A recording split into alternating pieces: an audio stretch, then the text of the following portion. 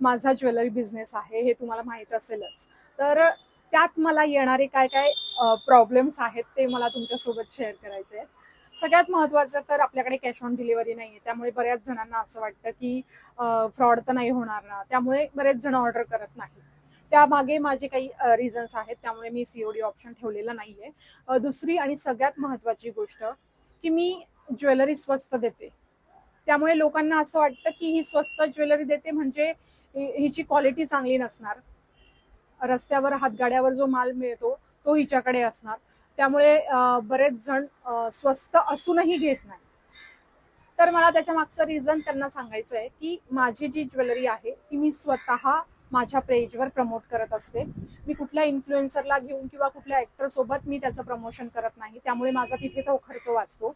आणि जे पण पॅकेजिंगसाठी एकदम हायफाय पॅकेजिंग असावी त्यासाठी जो खर्च केला जातो तो खर्च मी वाचवत असते.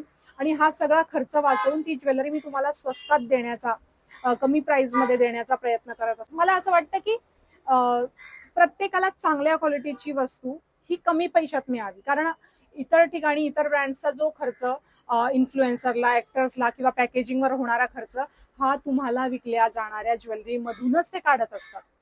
आणि मला असं वाटतं तीच जर क्वालिटी मी तुम्हाला स्वस्तात देऊ शकत असेल तर. पण बऱ्याच जणांना असं वाटतं की स्वस्त आहे म्हणजे काहीतरी प्रॉब्लेम असेल.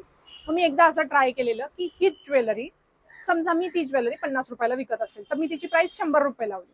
लोकांनी ती घेतली, कारण त्यांना वाटलं महाग आहे म्हणजे चांगली असणार. पण तीच ज्वेलरी मी जेव्हा तुम्हाला स्वस्तात देते, कमीत देते, तेव्हा तुम्हाला त्या गोष्टीवर डाऊट येतोय.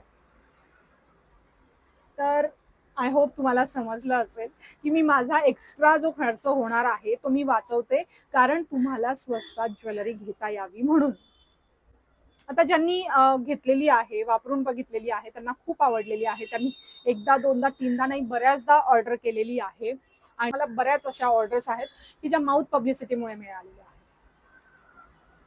आय होप तुम्हाला जे मी प्रॉब्लेम फेस करते मला ते वाटलं की मी तुमच्यासोबत शेअर करावे.